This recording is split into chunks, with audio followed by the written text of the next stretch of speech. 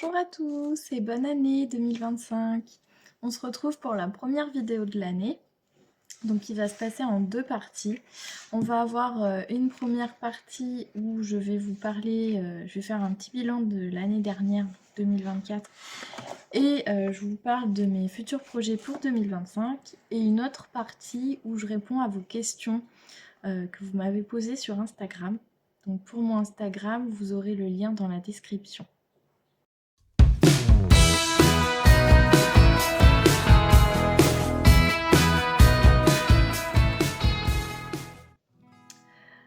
Du coup, bilan de l'année 2024. Donc c'est l'année où j'ai commencé, où j'ai ouvert ma boutique, j'ai commencé vraiment à travailler en tant qu'illustratrice. Il s'est passé beaucoup de choses cette année, plutôt positives. Donc on va revenir dessus ensemble. Donc j'ai eu mon premier marché de créateurs mi-juillet, il me semble, début juillet, mi-juillet. Ça s'est très bien passé. C'était un peu mon saut dans le grand bain. J'étais très contente, j'ai vendu pas mal de choses. J'ai rencontré des gens vraiment sympas, des commerçants de ma ville et aussi des personnes que je côtoie maintenant sur Instagram. Donc vraiment c'était super. Pour une première expérience, c'était top. Donc si j'ai l'occasion d'en refaire, j'en referai. Après, il s'est passé donc tout l'été, où là j'ai surtout travaillé sur mon site, référencer les produits, designer le site, tout ça, choisir les couleurs, l'identité visuelle, tout ça. Donc ça m'a pris pas mal de temps. Je suis partie en vacances aussi quand même. Et après, 1er septembre, j'ai ouvert mon site. Donc ça c'est pareil, c'était nouveau pour moi, un peu de stress, mais en même temps c'était enthousiasmant. Vous m'avez accueilli à bras ouverts en fait, et c'était vraiment super d'avoir tous vos bons retours, vos commandes, et puis vos échanges en message sur Instagram. Enfin, c'est très enrichissant pour moi et ça me fait toujours plaisir de discuter avec vous. Donc voilà. Après le mug d'automne. Donc je m'attendais pas à ce qu'il ait autant de succès. Donc je vous remercie encore une fois. J'étais ravie de sortir un mug parce que franchement je pensais pas avoir l'occasion de sortir ça cette année, et au final je suis contente d'avoir pris le temps de le faire. Après on a enchaîné sur Noël, où là c'est pareil, j'ai mes chats qui font des bruits bizarres. J'ai un chat qui tousse. Vous allez entendre un chat qui tousse. Je sais plus ce que je disais. Oui, Noël. Donc avec ma nouvelle collection, enfin la petite collection de Noël, la tasse de Noël, enfin les tasses de Noël, j'en ai fait 2. Donc là c'est pareil, il me reste qu'une tasse bleue. Donc je considère ça un succès, un fort succès. Après je me doutais que la tasse bleue elle allait moins se vendre que la tasse rouge, parce que c'est moins Noël traditionnel. Donc mais en soi c'est pas grave, je suis contente quand même. Donc voilà. Ah, puis l'adoption de 2 bébés chats aussi. C'est important quand même. Donc voilà, j'ai appris pas mal de nouvelles choses, notamment sur Photoshop, parce que ça faisait longtemps que j'avais pas eu à utiliser ce logiciel. Donc il a fallu que je me remette dans le bain, tout ça, mais c'était hyper enrichissant en fait d'apprendre plein de choses, d'apprendre un nouveau métier en fait, parce que même si je peux pas faire ça à temps complet pour l'instant, c'est mon rêve en fait de faire que ça. Mais oui, même si je fais ça sur mon temps libre, ça reste quand même un métier à part entière, qui a ses exigences, ses avantages et ses inconvénients. Donc voilà, c'était une année riche en émotions. Donc maintenant on va parler de 2025. Donc j'ai plusieurs projets à court, moyen et long terme. On va parler de cela par ordre chronologique. Donc là, comme vous avez pu le voir, je suis en train de travailler sur la carte de la Saint-Valentin. Je pense en faire qu'une, parce qu'en soi, la Saint-Valentin, c'est pas non plus... c'était pas un gros événement, voilà. Donc une carte, je pense que ce sera suffisant. Après, on va enchaîner sur le printemps. Donc je pense faire une carte de Pâques et une carte plus de printemps. Et j'aimerais bien faire une tasse de printemps aussi. Donc ça c'est d'ici février-mars. Mars, faudra que ça sorte vu que on sera en plein dedans, donc il faudrait que ce soit sorti. Donc voilà, je vous informerai de l'évolution des choses de toute façon, hein. Que ce soit en vidéo ou sur Instagram, vous aurez des nouvelles. Après, à moyen terme, il y a une collection que j'ai en tête depuis un moment que j'aimerais bien faire. C'est une collection, une micro-capsule sur les livres. Donc je sais pas trop quelle forme ça prendrait, mais je sais que je vais travailler dessus cette année, ça c'est sûr. Je sais pas quand elle sortira parce que c'est pas quelque chose de saisonnier, donc ça peut sortir un peu n'importe quand dans l'année. Mais les livres, c'est vrai que ça prend beaucoup de place dans ma vie. Et donc du coup, j'ai envie de faire quelque chose en rapport avec mes lectures. Donc voilà. Après, j'aimerais aussi, je vous en ai parlé un peu sur Instagram, j'aimerais aussi faire une petite collection événements de vie. Pour les choses qui se passent dans nos vies, les célébrations qui se passent dans nos vies, donc les anniversaires, les naissances et les mariages. Je veux pas faire de cartes pour les enterrements parce que j'ai pas du tout envie de réfléchir à qu'est-ce qui irait pour ce genre d'événement ou quoi. Je suis pas là pour vendre de la tristesse en fait, je suis là pour... Désolée, mon chat passe. Je préfère me concentrer sur les choses positives de la vie. Donc voilà, ce sera que sur les événements positifs de la vie. Donc ça c'est pareil, j'ai pas de date. J'aimerais le faire avant le printemps, vu que la saison des mariages c'est au printemps-été. Donc faudrait que ça sorte avant le printemps, et peut-être qu'il y aura peut-être des modèles qui seront exclusivement pour les boutiques où je suis en dépôt-vente et qui n'iront pas sur mon site. Enfin, ça dépendra de l'accueil que vous faites et si vous avez besoin d'avoir ce genre de carte ou pas. On verra. Et après, mon gros projet de l'année, c'est un livre. Un livre. Donc ça va être un livre de recettes de pâtisserie, de gâteaux, que je vais faire avec ma sœur. Donc ma grande sœur, elle a été infographiste dans sa vie et elle a aussi un CAP pâtisserie. Donc en fait ça allie un peu tous nos savoir-faire à ma sœur et moi. Donc moi je vais faire les illustrations et après les petites fioritures pour faire les petites décos de pages, ce genre de choses. Et elle va faire tout ce qui est maquette et on va choisir les recettes ensemble parce qu'il y aura des recettes à elle et peut-être il y aura des recettes à moi. Donc voilà, ce sera un livre, on veut que ce soit un livre recettes de famille, donc des recettes à elle, des recettes à moi et des recettes de notre maman et de nos grands-mères. Voilà, on a envie de partager ça avec vous et voilà, ça c'est le projet qui va me prendre le plus de temps. On aimerait le sortir à la fin de l'année, donc pour que vous puissiez l'avoir au pied du sapin à la fin de l'année. Donc voilà, on va suivre ça ensemble. Je vais vous faire des vlogs sur l'avancée des choses. Je vais vous dévoiler quelques dessins, pas tous, pour que vous ayez quand même du contenu inédit.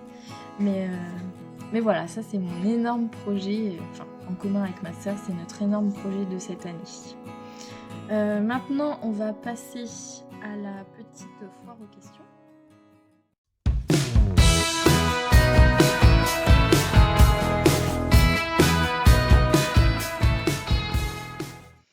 Alors, la foire aux questions, j'ai eu 2 domaines qui sont revenus. J'ai eu des questions sur la mode Lolita et des questions sur mon travail d'illustratrice. On m'a aussi demandé de présenter ma famille chat.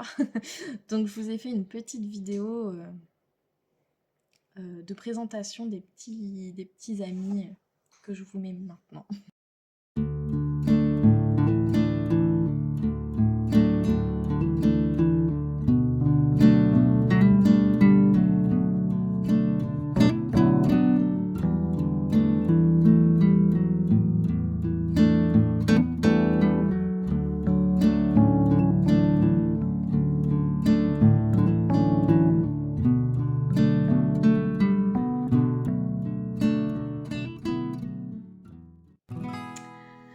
Donc, on va partir sur le Lolita en premier et après on fera les questions sur mon travail d'illustration.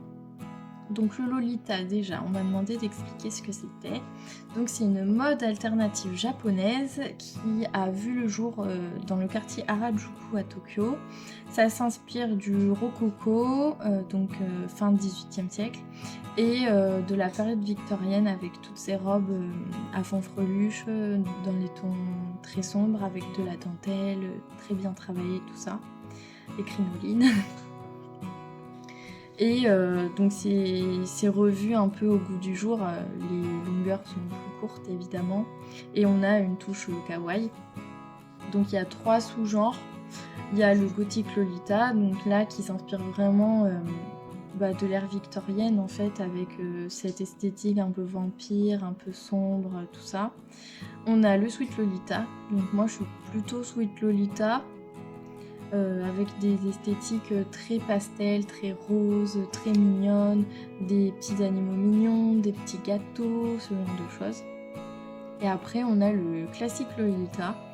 Donc là c'est plus sobre, c'est des couleurs moins pastel mais quand même assez claires en règle générale. Par exemple du bordeaux, du rouge bordeaux, du rose poudré, du bleu ciel mais pas appétant. Ce genre de choses, et on va avoir beaucoup de motifs fleuris qui rappellent un peu les tapisseries du château de Versailles par exemple. Donc c'est très joli aussi, mais malheureusement les marques qui font du classique Lolita, je rentre pas dedans. Donc je me contente du sweet Lolita, mais des fois c'est borderline classique quand même ce que je fais. Mais voilà, globalement on va dire que je suis sweet Lolita.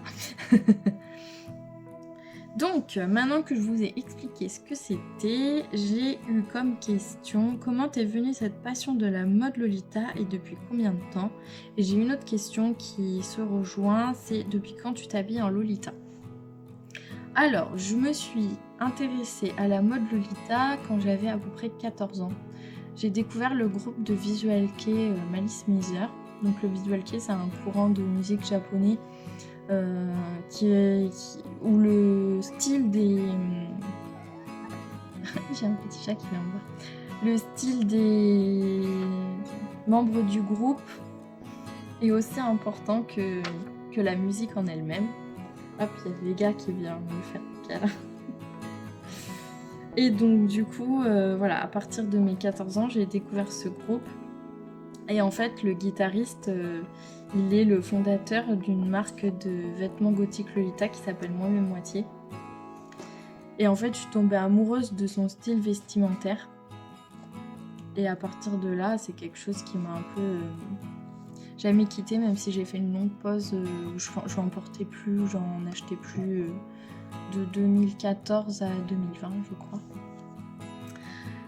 Donc voilà, ça a commencé par de la musique et ça a fini en vêtements. Ensuite, qu'est-ce que j'avais d'autre comme question? Est-ce que tu vas avoir une nouvelle robe cette année? Alors pour l'instant, j'ai pas prévu d'en acheter parce que comme je vous ai expliqué avant, j'ai des gros projets pour ma boutique cette année, donc il faut que je mette des sous de côté par rapport à ça.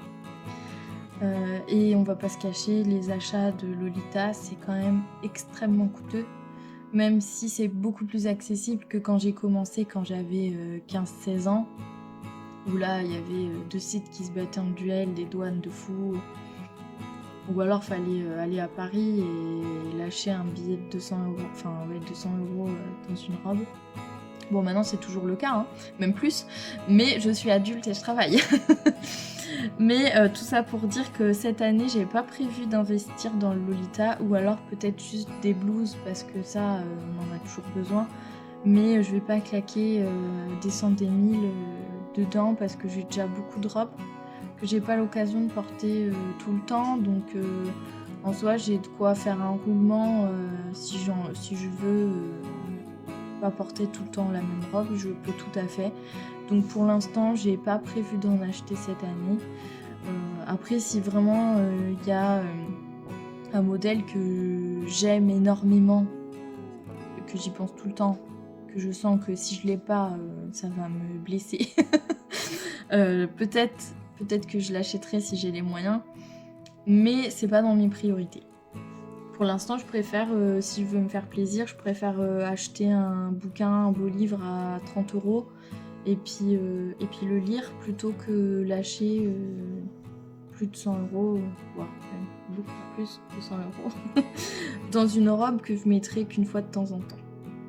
Donc pas de nouvelle robe a priori cette année, malheureusement. C'est comme ça. Après, on m'a demandé quelle est ma pièce Lolita préférée. Donc j'ai pas eu beaucoup besoin de réfléchir pour ça, parce qu'il y a une robe que si je devais me réincarner en robe, ce serait celle-là et pas une autre. Si je devais garder qu'une seule robe dans ma garde-robe Lolita, ce serait celle-là. C'est la classique Fairy Tales de chez Angelic Pretty, en bleu marine. Donc c'est une robe qui est assez casse-pied à trouver. Moi j'ai eu la chance de la trouver sur un site japonais en 2020 ou 2021, je sais plus. Pas trop cher comparé au prix où ça se revend maintenant.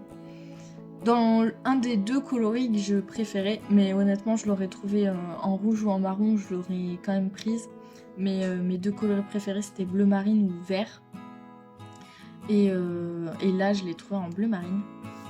Donc voilà, j'ai eu la chance de pouvoir me l'offrir à ce moment-là, quand elle était en vente. Et je suis trop contente parce que c'est genre ma robe préférée de tous les temps. Il y a plein d'animaux de la forêt dessus, il y a plein de détails. J'adore tous les détails en fait sur les robes Lolita. Même quand on a l'impression d'avoir tout vu, il y a toujours un petit truc... Il y a un chat. Il y a toujours un petit truc qu'on n'a pas vu et qu'on remarque, et en fait ça j'adore. Donc je vous ai fait une petite vidéo où je vous montre un peu à quoi elle ressemble.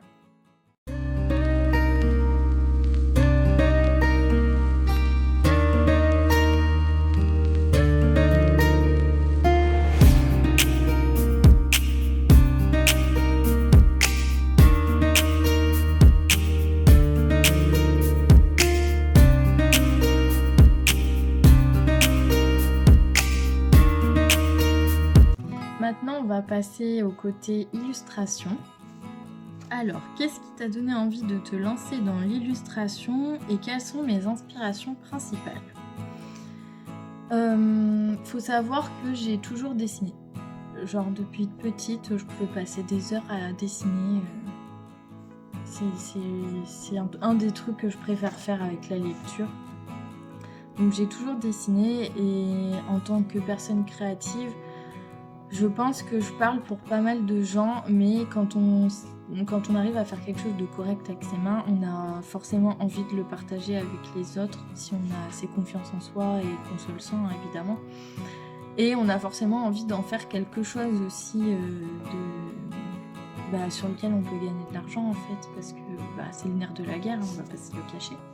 Mais voilà, c'est surtout cette envie de partager ça avec d'autres personnes. Et en fait, ces dernières années, j'ai vu beaucoup de personnes qui dessinent se faire une place sur les réseaux sociaux, donc notamment Caro from Woodland, Laura Travelbook, ce genre de personnes. Et en fait, elles ont pas... Laura Travelbook, je sais pas, mais Caro from Woodland, elle a été assez claire là-dessus. Elle est autodidacte, elle a jamais pris de cours de dessin, elle a jamais fait les beaux-arts ou ce genre de choses. Et elle a quand même réussi à se faire une place sur internet et même auprès des maisons d'édition maintenant. Donc je me suis dit, pourquoi moi je me refuse ça? Je me refuse de réaliser un rêve que j'ai toujours eu, sous prétexte que y a des choses que j'arrive pas à dessiner, que je sais pas faire de réalisme, que en plus ça m'intéresse pas de faire du réalisme, que voilà, de toute façon c'est toujours une technique est toujours perfectible au final. On apprend toujours toute la vie, surtout dans ce genre de domaine. Donc pourquoi moi je m'interdirais ça? Qu'est-ce qui fait que moi j'ai des choses en moins que d'autres? Et je me suis dit en fait la seule chose que j'ai en moins c'est la confiance en moi. Donc je me suis dit que il fallait que je me fasse un peu violence par rapport à ça, que j'arrête de me dénigrer, de dénigrer mes dessins et de voir ce que ça allait donner. Donc j'ai commencé à partager des choses comme ça. En fait, ça s'est fait sur plusieurs années, ce cheminement. J'ai commencé à poster des dessins, genre Inktober ou des trucs comme ça, que je finis jamais. Hein. Inktober, un dessin par jour, j'arrive pas. Et du coup, j'ai commencé un peu à partager des choses pour voir la réaction des gens. Et au bout d'un moment, je me suis dit, bon, ben vas-y, lance-toi. T'as envie de le faire, t'as ce qu'il faut pour le faire, tu t'équipes et t'y vas, quoi. Donc c'est ce que j'ai fait. L'année dernière, enfin Noël 2023, j'ai demandé un scanner à Noël pour pouvoir scanner mes aquarelles et pouvoir les retoucher et faire les montages, tout ça. Et je me suis mise au travail et voilà, et j'ai essayé de faire taire cette petite voix qui me disait que j'étais moins bien que les autres et que de toute façon, qu'est-ce que j'allais apporter de plus. Donc voilà, c'est des questionnements, je pense que tout le monde passe par là à un moment ou à un autre, mais c'est des questions qu'il faut savoir faire taire parce que ça ne nous fait pas avancer en fait. Donc voilà. Je sais plus où j'en étais. Et après, mes inspirations, il y en a beaucoup. En vrai, il y en a beaucoup. Il y a la culture japonaise, que ce soit la culture traditionnelle ou tout ce qui est un peu plus pop culture, donc manga, animé, les vêtements, la culture kawaii, tout ça. Ça m'inspire beaucoup. Après, il y a tout ce qui est cottagecore, que j'aime énormément. J'ai pas de robe vraiment cottagecore pour l'instant parce que j'ai dépensé mon fric en vêtements Lolita, mais j'aimerais bien avoir une ou deux tenues un peu cottagecore à porter de temps en temps. Bref, c'est pas le sujet. Donc voilà, le cottagecore. Après, tout ce qui est les peintres Mucha, les impressionnistes. Bon, ça va pas être original, mais j'adore Claude Monet. Comme, je sais pas moi, 70% des gens, c'est leur peintre préféré. Après, j'aime bien aussi William Bougreau. Il est moins connu, enfin, son nom est moins connu. Mais je suis sûre que vous allez, enfin si vous cherchez sur internet, il y a forcément un ou deux tableaux de lui, notamment celui avec des petits angelots, qui est hyper connu, qu'on voyait sur des objets déco et tout. C'est un peintre qui est de ma ville natale, donc La Rochelle. Et en fait, j'adore son univers, j'adore ses peintures. C'est quelque chose qui m'inspire beaucoup. Après, il y a quoi d'autre ? Il y a des films. Il y a pas mal de films. Donc évidemment, toutes les sagas style Seigneur des Anneaux. Marie-Antoinette de Sofia Coppola, c'est genre la bible cinématographique du Lolita pour moi. Après, il y a Raison et Sentiment avec Alan Rickman et Kate Winslet. Il y a Orgueil et Préjugés avec Keira Knightley, que j'adore. En fait, j'aime bien autant l'histoire que les musiques. Pour moi, c'est aussi important qu'un film ait des musiques marquantes qui me restent en tête et que j'aime bien écouter quand je fais des dessins. Ça me met dans des univers, ça m'aide à imaginer des choses, à créer des choses, voilà. Donc pour moi, c'est important qu'une série ou un film ait une bonne bande originale, parce que sinon, moi, je vais pas accrocher. Donc voilà, il y a ça. Après, au niveau des illustrations, dessins, il y a Moda Moretti. Si vous la connaissez pas, vous pouvez aller voir son Instagram. Enfin, j'adore ce qu'elle fait. Après, il y a évidemment Béatrix Potter. Hein. Forcément. J'adore ses dessins. J'ai acheté des livres à mes petites avec ses dessins. C'est trop mignon. Et après, il y a tout ce qui est univers un peu de salon de thé. Alors, c'est dit comme ça, c'est complètement naze. Mais dans des salons de thé, il y a des ambiances qui me transportent, en fait. Entre les odeurs, l'ambiance un peu tamisée, un peu feutrée. Les beaux objets qui sont en vente dans ce genre d'endroit. Donc, les jolies théières, les jolies tasses, les petits accessoires de maison, tout ça. C'est des lieux en fait que je trouve un peu hors du temps et qui m'inspirent beaucoup, qui me donnent envie de créer des choses, qui me font voyager en fait. Donc c'est peut-être un peu bizarre de dire que les salons de thé m'inspirent, mais en vrai si. Et après évidemment il y a toutes mes lectures, donc que ce soit les mangas, ou alors tous les romans de fantastique que je lis. Tout ça, ça m'inspire énormément aussi au niveau des univers dans lesquels je suis transportée quand je lis, ou du style d'écriture, ou de certaines scènes emblématiques où on a l'impression d'y être, ou alors on a l'impression d'être... Enfin, c'est tellement bien écrit qu'on a l'impression d'être dans le paysage, plongé dans le paysage, que c'est limite palpable et tout.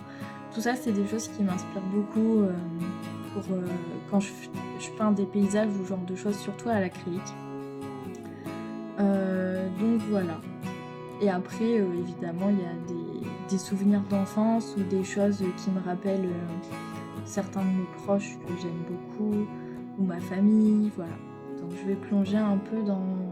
Je vais piocher un petit peu partout, dans tout genre de choses, pour créer ce que je vous propose en fait, mes dessins, mes peintures, tout ça.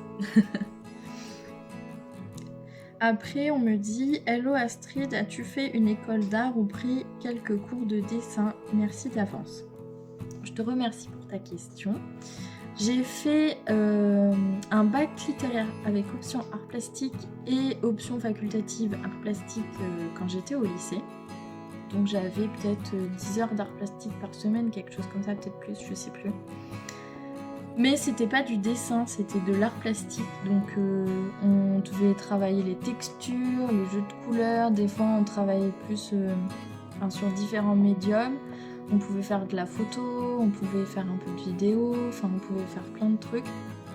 Mais on n'a pas eu de cours théoriques de dessin où on va apprendre à faire une main ou ce genre de truc. Ça j'ai pas eu. Et j'en ai jamais pris parce que j'ai jamais eu l'occasion. Et je m'étais renseignée dans ma ville pour voir s'il y avait des associations ou ce genre de choses. Mais à chaque fois c'était des trucs d'art abstrait. Et en fait moi ça me parle pas du tout. L'art abstrait c'est pas mon délire. J'ai pas cette fibre là. C'est pas ce que j'ai envie de partager avec les autres personnes en fait. Donc j'ai pas pris de cours de dessin.